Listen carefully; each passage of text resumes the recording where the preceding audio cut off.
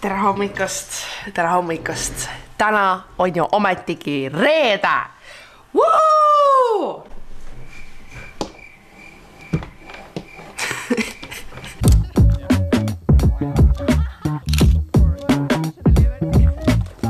Täna on tõesti reede. Nii, paneme nüüd masinad tööle. Voh! Ja ma olen eriti rõõmus selle reede üle, sest mul on olnud väga hea nädal. Mul on üllataval kombel olnud väga hea nädal. Ma tean, et enamikele inimestest ei ole eriti relatable, ehk siis sellega ei saa väga samastuda, aga kuna minu töö on töötada kodust arvuti taga, siis ma nagu saan ise otsustada, millal ma mida teen ja kas ma üldse midagi teen. Sellest saati, kui ma oma aasta alguse puhkuselt Tais tagasi tulin, olen nagu otsinud mingit tasakaalupunkti siukse igapäevase töörutiini osas. Ja mul on tunne, et vaat see nädal ma leidsin selle. Mul on tunne, et see nädal I cracked the code. Ja teate, see on väga tore. Mul on ülimalt hea meel ja täna on reede ja kuna ma olengi see nädal tublilt pingutanud, siis mul on tunne, et ma väärin seda puhkust. Tänane päevakava on selline. Alustan praegu mõningate tööasjadega, panen selle nädala vlogi valmis, siis väike trenn. Alati on hea nädalavahetust alustada trenniga, sest siis sa oled juba ahead, on ju.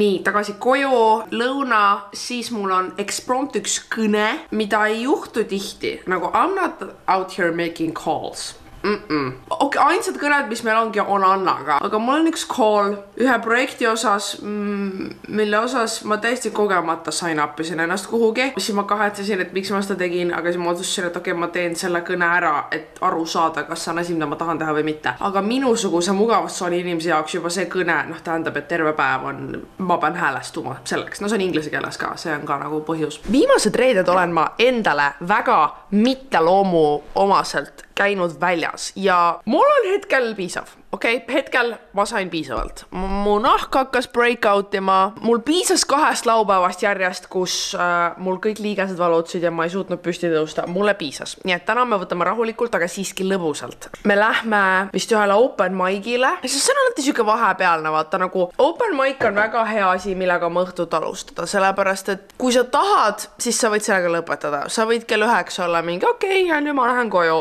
Või sa võid kell 9 olla nagu okei, õhtu algab, mis me nüüd tahame teha.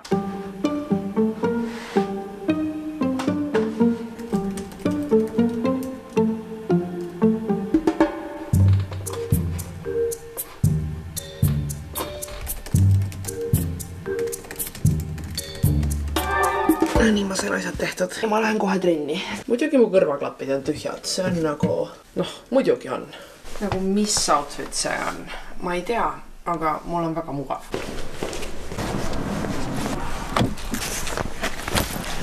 Okei, ega tavaliselt autos need asjad väga kiirelt ei laega. Mul on vaja, et need klapid saaks akut, sest ma olen olnud obsessed Tate McRae uuest albumist, ma lähen ta kontserdile ka. Need laulud, need on olnud väga efektiivsed, motiveerima mind jõuks tempokalt ja hästi ära teha. Siin on see, et ma ju ei saa aru, kas see laeb või ei lae. Ta peaks ju punase tule mulle näitama, on ju?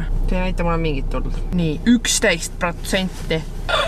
Okei, kuidas see nii keeruliseks läks järsku? No nii, ma jõudsin kohale ja ma leiutasin mingi kätekreemi abil toestatud laadja, mis teoorias oleks võinud töötada. Vaatame, kas ma suutsin laadida. See töötas. See töötas. See oli praegu win. See oli praegu väike võit minu suures päevas.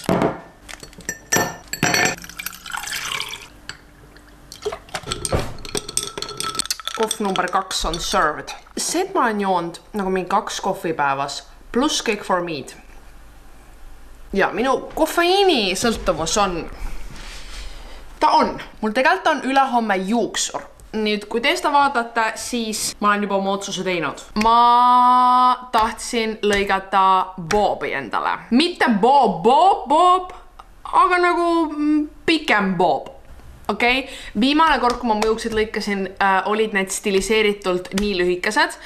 Aga lokisjuustega on see, et see päev, kui sa need stiliseerid, nad on kõige lühemad, aga siis nad nagu vajuvad ajapikku välja. Mulle tundus, et ma ei otsustanud, nagu ta ei ole pikk ja ta ei ole lühike, ta on see loll vahepealne pikkus. Nüüd ma olen kahe vahel. Osa minust tahaks minna veel lühemaks, sest ma tean, et see oleks ülimugav, aga mul on suur skeptilisus selle suhtes, kas see mulle sobib. Teine osa minust mõtleb, et ärme võta pikkust põhimõtteliselt üldse maha ja lõikame lihtsalt eest rohkem järku, et see pikem soeng tundub rohkem nagu intentional. Kommenteerige alla.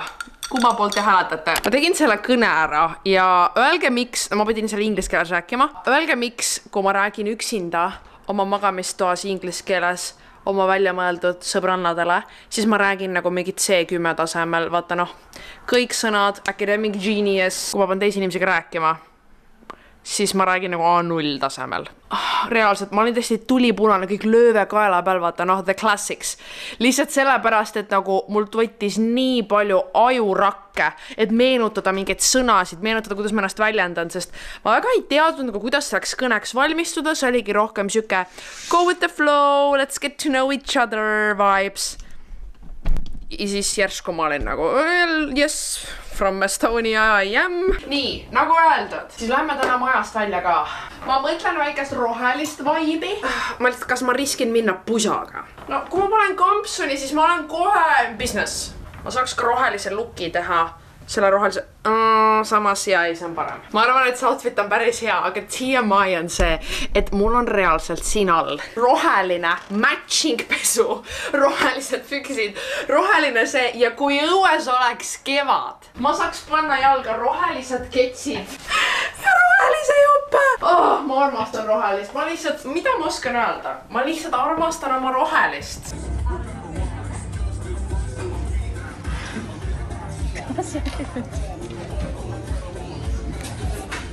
Kas õhtusöögiks on väike sweet treat? Jaa, seda ma tegin ka. Täna on laupäev ja nagu ma ütlesin, siis viimased 2 laupäeva ma olen olnud pohmelliga kodus. See kõlab nagu mingi haige lapsega kodus olek, aga mina olengi see haige laps.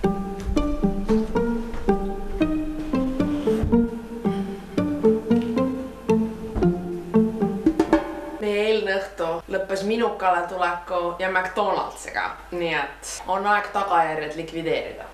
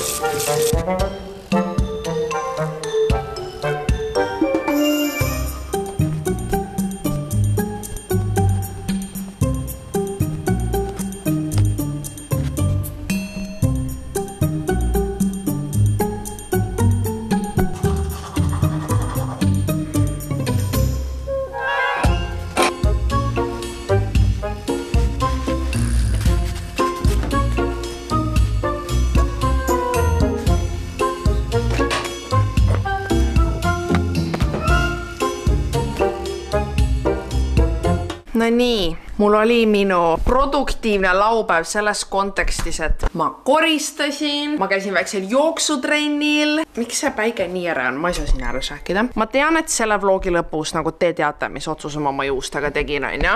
Aga ma olen nüüd nii palju mingi TikTok'e vaadanud ja pooled inimesed on mingi oh my god, et sa kahetsed kõige rohkem seda ever, kui sa nagu lokis juustena lõikad oma juuksed veel lühemaks nagu.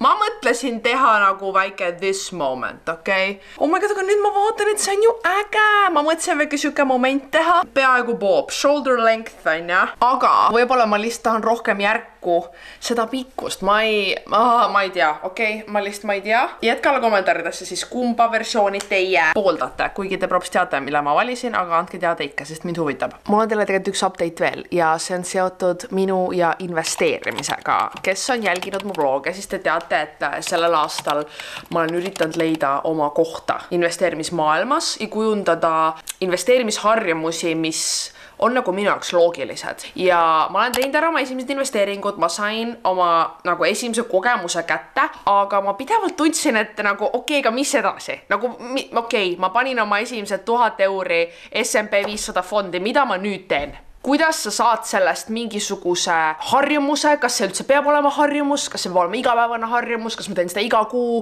kas ma lihtsalt panen osa oma säästudest sinna nagu, ma olin endiselt nii overwhelmed, okei? Lõpuks ometi võtsin ma kätte selle raamatu, okei? See on Kristi Saare Kuidas alustada investeerimisega. Ja ma ei oleks kunagi arvanud, et ma olen see inimene, kes läheb pood ja võtab selle raamatu. Aga see raamat on mingi 140 lehte ja esimesed 60 sellest keskendus hoopis sellele, et milline on sinu suhe rahaga, miks sa üldse raha nagu kogud, millele sa peaksid mõtlema hoopis enne, kui sa üldse nagu investeerimise juurde asud. Ja minu jaoks need esimesed 60 lehekülge oli oluliselt kasulikum kui ülejäänud 102, ma ei oska arvutada, ülejäänud raamat. Seda raamatut lugedes sain mina aru, et isiklikult minu esimesed sammud on oma rahasid üle vaadata, sellepärast, et ma ei tee juba enam aastaid igakuiselt mingit kulude tulude tabelit, see minu jaoks ei olnud lihtsalt vajalik ja ta oli pigem nagu stressi tekitaja. Väikseks selgituseks, ma lõpetasin selle igakuise jälgimises siis, kui mu tulud ületasid mu kulusid igakuiselt ja ma võtsin selle aja, mis mul läks nagu selle tabeli täitmisele ja nagu suunasin selle otse sellesse, et nagu läbi ettevõtluse oma tulusid veelgi suurendada. Ma tundsin, et nüüd oli õige aeg uuesti nagu see ring peale teha, saategi nagu uuesti värske ülevaade ja siis nagu enam-vähem sealt mingi prognoos teha, et mis on siuke summa, mis nagu enam-vähem iga kuu panen kindlalt kõrvale ja ma nagu tunnen ennast ka mugavalt, et see läbi Lightyeari siis ära investeerida. Ja peale seda ma saakski juba Lightyeari äppis nagu automaatkande panna. Praegu ma olen lihtsalt nagu, kui ma ärkan üles pühapäeva hommikul olen nagu, peaks investeerima ja siis ma nagu ostan. See on olnud natuke juhuslikum, kui ma võib-olla tahaksin. Tänane vlog on sponsoreeritud Lightyeari poolt ja mõne aja pärast me lähme nende ettevõtte CEO-ga kohtuma. Mul oli võimalus tema käest teie saadetud küsimusi küsida ja temaga väike vestlus maha pidada, mis, kuigi see oleks võinud terve podcasti episood olla, temaga oli väga põnev vestelda. Ja mina katsun selle vahepealse ajaga, kuidas te intervjuud vaatate, otsustada ära, mida ma oma soenguga teen. Nii et näeme peale intervjuud otse juuksuri salongis.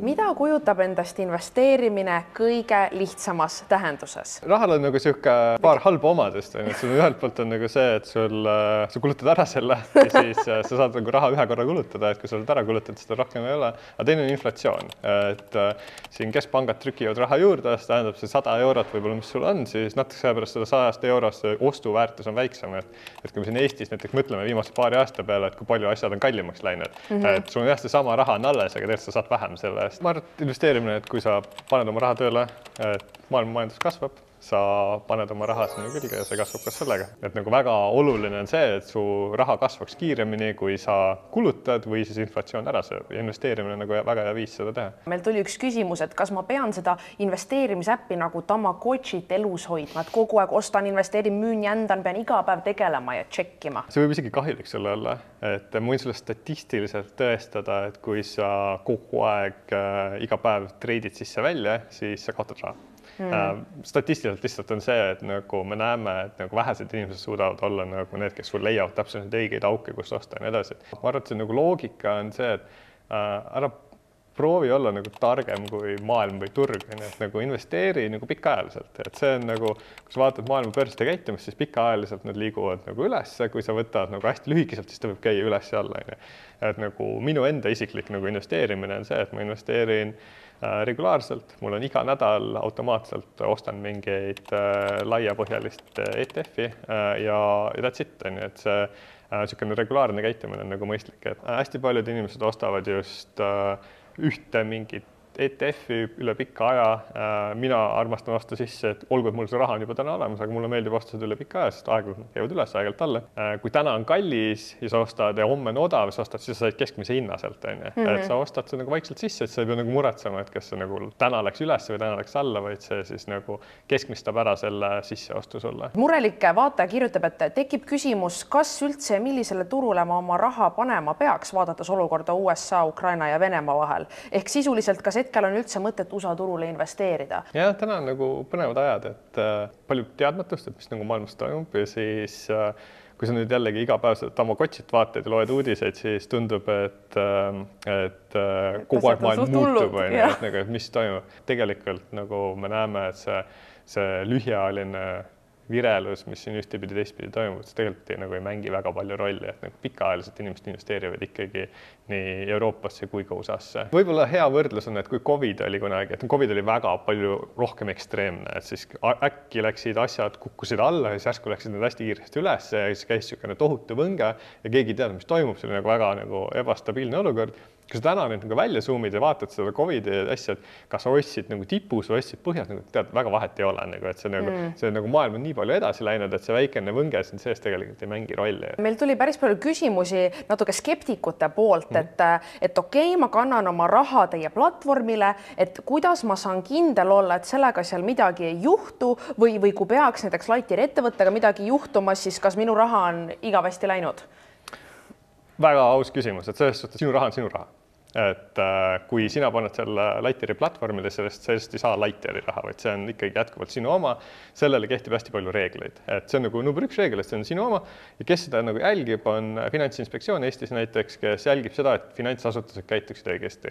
Investeerimisalaselt meil ja pankadel on täpselt samad reeglid. Meil on samad kohustused, samad nõudmised, kuidas me raha eest käitume, mida me teeme sellega, kuidas me seda hoiame.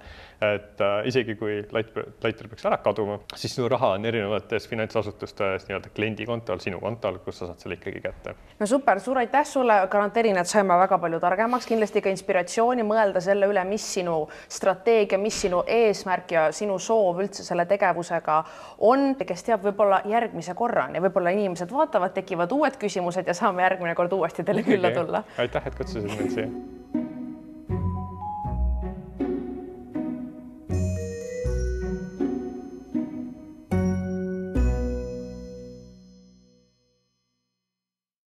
No nii nagu lubatud, siis otselülitus juuksuritooli.